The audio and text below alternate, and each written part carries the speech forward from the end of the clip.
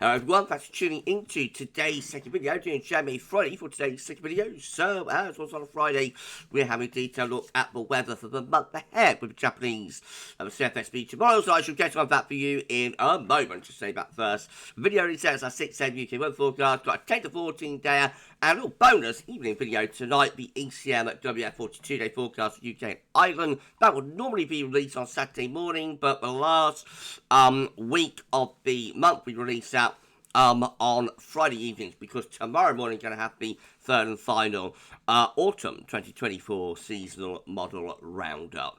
So you'll be able to compare the JMA with the ECM today rather than tomorrow, which is going to be rather fun. Anyway, please like, share and subscribe on all of today's videos. Thank you so much everyone for doing that, and I hope you're having a lovely Friday. Right, well, we're going to start off with week 1 500 millibar high tonight from the Arctic and North Pole view down from the JMA, the North Pole just here, wider Arctic circle around there, and they've got mid latitudes through here, of course. Blue is extrapolating to below average heights, which is low pressure, yellow, orange, and red to above average heights, which is high pressure. These are broken down into weekly periods. The first week period will take us from today, 23rd through to 30th of August. Last week of August was quite unsettled.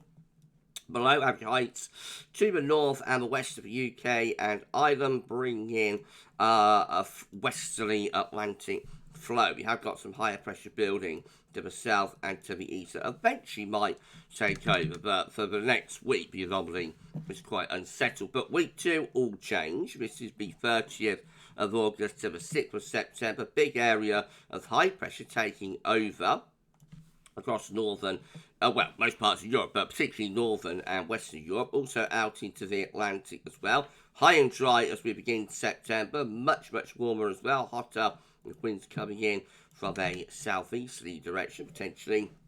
And then weeks 3 and 4, a little bit complicated, but still some signs of high pressure to the east, but overall it does look as though the high pressure is weakening there. So let's just say we're probably reverting back to lower pressure from the Atlantic, although it does show in particular trough of low pressure, but clearly the heights have weakened anyway through weeks 3 and 4, which is the 6th through to the 20th of September.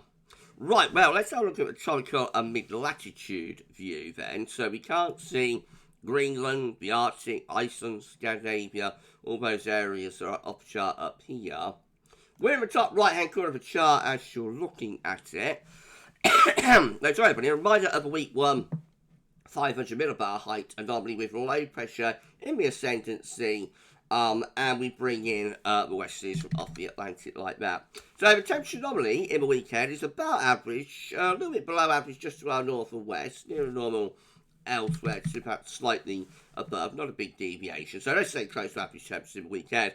Precipitation-wise, unsettled for the northwest, so Scotland, Northern Ireland, a bit wetter than average. England and Wales a little bit on the drier than average side, though.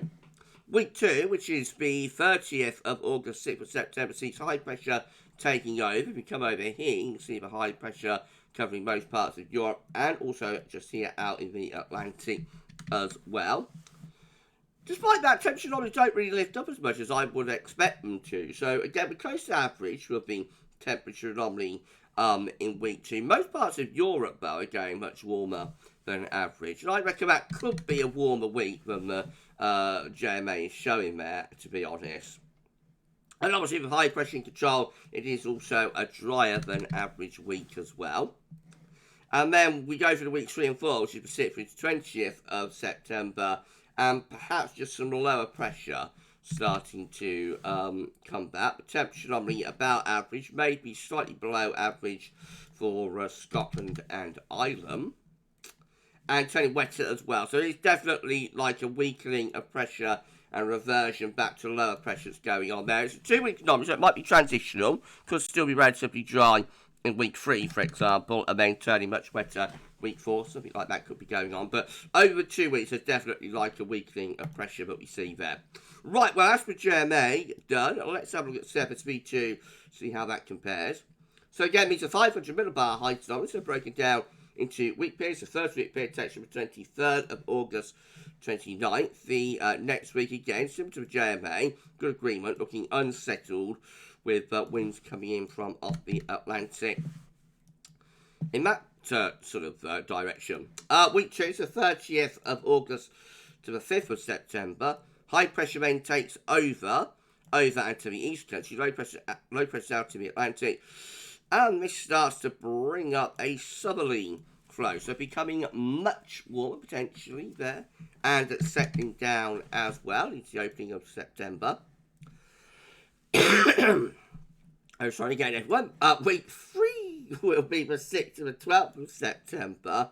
Now, still some high pressure to the east, but further east and out of the Atlantic. This white area seems to show pressure weakening. Not necessarily low pressure, but probably a weakening of pressure. So some sort of breakdown of the high pressure going on there. And then week 4 is the 13th to the 19th of September. High pressure then is away to the north of the west of UK and Ireland.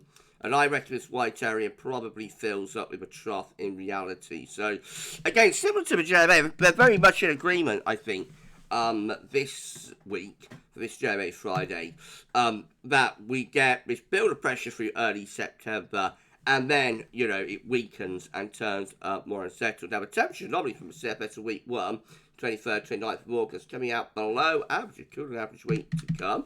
Not sure about that, but week 2 goes much warmer. This is the 30th of August to the 5th of September. The red colours appearing, and most of Europe turning really hot as well. So much warmer into week 2. But week 3 cooling things down again, 6th to 12th of September. We revert back to, well, for the north anyway, being below average. And that goes on into week 4, which is the 13th to 19th of September. That will also slightly below average.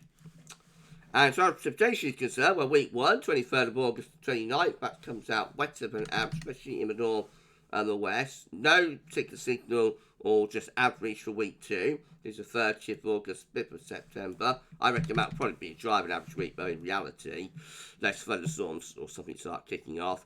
And then week 3 will be the 6th to 12th of September. That's drier than average to the northwest. And week 4 is the 13th to 19th of September. I think we're losing the signal now, really, to some degree, but still driving average to the northwest anyway. And a little bit western average across southern and eastern parts of Europe. Right, so there we go. We've got pretty decent agreement between the two models today. Not very often, not, you know, it doesn't happen all the time that they agree for the whole 4 weeks. So unsettled to start off with. Next week looking rather mixed. Then we go much warmer, hotter and drier through the week 2 period, the beginning of September.